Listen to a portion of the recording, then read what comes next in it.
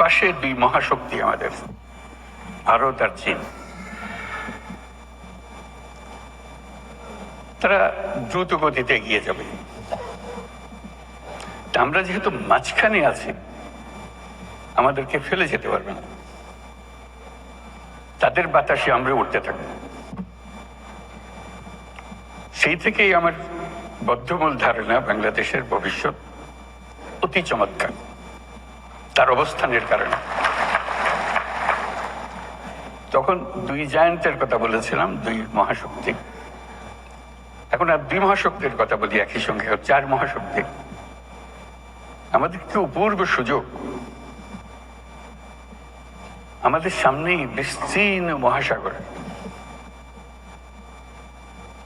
আমাদের উপকূল ভূমি, সাগরের সঙ্গে আমাদের লাগোয়া উপকূল। এই একটা মস্ত বড় সুযোগ। পৃথিবীর দরজা আমাদের সামনে খোলা। আমরা দিন ব্যবহার করতে জানিনি। এখন যে মুহূর্তে এটার ব্যবহার শুরু করব, আমাদের অর্থনীতিকে লোহার দড়ি দিয়ে বেঁধে রাখলে ওর বেঁধে রাখতে পারবে না।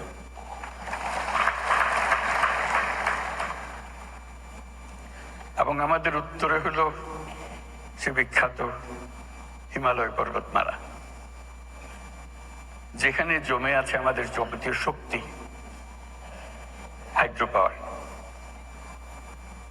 কত শক্তি দরকার বাংলাদেশের, এখানে সব জমা আছে, হারিয়ে যাচ্ছে না, শুধু নেবার অপেক্ষায়। শুধু প্রতিবেশী দেশের সঙ্গে একটা সম্পর্ক করা, যাতে করে আমরা এই 40 মাইল বা যে দূরত্বটুকু দুই দেশের মধ্যে আছে, নেপাল আর বাংলাদেশের মধ্যে, ওটুকু অতিক্রম করা। আর দিচ্ছ না, ওরা এক পায়ে খাড়া। নেপাল বারে বারে বলছে আমাদেরকে নিয়ে যাও, আমরা এক পায়ে খাড়া নেবার জন্য। মাঝখানে ওইটুকু পথ অতিক্রম করার সুযোগ আমাদের এখন দেওয়া হচ্ছে না। আশা করি তাদেরই কারণে, তাদের অর্থনৈতিক কারণে সেটা আমাদেরকে দেবে। এটা সবার মঙ্গলের জন্য, কারো একজনের উপকার একজনের অপকার এরকম কিছু না। যদি আমরা সেই পথটা খুলে পাই, এখন সামান্য কিছু পেয়েছি, ওটাও কিছুই না, বড় আকারে যদি পাই, বাংলাদেশকে আটকে রাখার কোনো ক্ষমতা কারো নাই। আমরা মহা সৌভাগ্যবান এক জাতি, তার অবস্থানের কারণে। সেই জাতির দুঃখ কেন থাকবে আমি বুঝতে পারি না। এটা আমাদের কপালের দোষ, নাকি আমাদের চরিত্রের দোষ, না আমাদের চিন্তার দোষ? যদি হয়ে থাকে, সেগুলোর থেকে আমরা মুক্ত হই। আমরা তো তড়িৎ গতিতে এগিয়ে যেতে চাই। এটা একটা মহাশক্তিধর অর্থনীতি তৈরি হবে।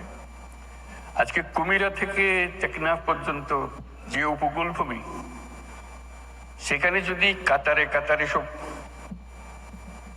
নৌবন্দর স্থাপন হয়, মাতার বাড়ির গভীর সমুদ্র বন্দর পর্যন্ত যদি আমরা দুনিয়ার সব জাহাজকে আশ্রয় দিতে পারি, তাদের কাজ করার জন্য সুযোগ সুবিধা দিতে পারি, আমাদেরকে আটকাবে কে? এবং শুধু যে সমুদ্র বন্দর আমরা ব্যবহার করব, আমাদের মালামাল যাবে, তা তো না। আমাদের একটা নিজস্ব অর্থনৈতিক অঞ্চল আছে, সেই অঞ্চলটাকে আমরা এখনো খুলতে পারিনি, কিন্তু অঞ্চল অপেক্ষা করছে আমাদের জন্য। আমাদের অঞ্চল হলো, উত্তরে হলো নেপাল আমাদের অঞ্চল। নেপালের সৌভাগ্য, তারা হিমালয় পর্বতের পাদদেশে আছে। দুর্ভাগ্য হলো সমুদ্রের দেখা তাদের হয় না। তাদের সমুদ্র দেখতে হলে আমাদের মাঝখান দিয়ে দেখতে হবে, আমাদের মাধ্যমে দেখতে হবে। সে পথ আমরা করে দিই, আমরা একসঙ্গে যৌথ অর্থনীতি গড়ে তুলি। তার সমুদ্রের অভাব, আমার পর্বতের অভাব, হাইড্রো, দুই অভাব একসঙ্গে পূরণ করি দুজনে। ভুটান একই কাণ্ড, তারও সমুদ্র দর্শন হয় নাই।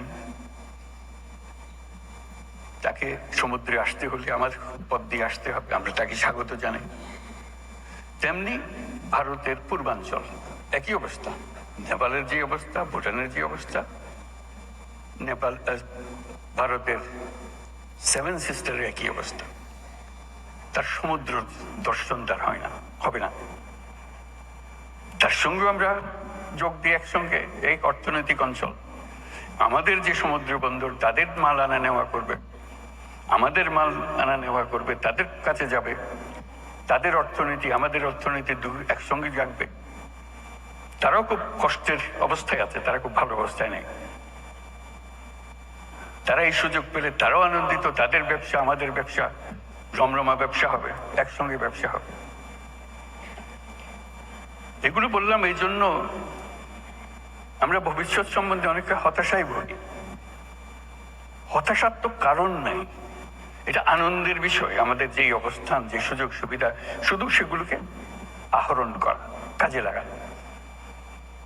প্রক্রিয়া শুরু হয়েছে, এই প্রক্রিয়াকে জোরদার করা, যাতে করে আমরা এই অর্থনৈতিক অঞ্চল গড়ে তুলতে পারি। মালামাল সোজা চলে যাবে নেপালে, সোজা চলে যাবে ভুটানে, সোজা চলে যাবে সেভেন সিস্টার্সে, তাদের মালামাল আমাদের মাঝখান দিয়ে, আমাদের ব্যবসা তাদের ওখানে যাবে, তাদের ব্যবসা আমাদের এখানে আসবে। সেটাই তো হলো অর্থনীতি। কাজেই প্রাকৃতিক দিক থেকে আমরা খুবই সৌভাগ্যবান, তার চাইতেও একটা বড় সৌভাগ্যবান আমরা, আমাদের একটা মস্ত বড় জনসংখ্যা। আগে মনে করতাম এটা বড় বোঝা বড়, এটা সম্পদ, মানব সম্পদ। যেহেতু প্রযুক্তি আসার ফলে কোনো মানুষই আর কোনো বোঝা নয়, প্রতিটি মানুষই হলো এখন সম্পদ, উদ্ভাবনের সম্পদ, এন্টারপ্রেনিয়রশিপের সম্পদ, নতুন আবিষ্কারের সম্পদ। আমরা সেই সম্পদের সম্পদশালী।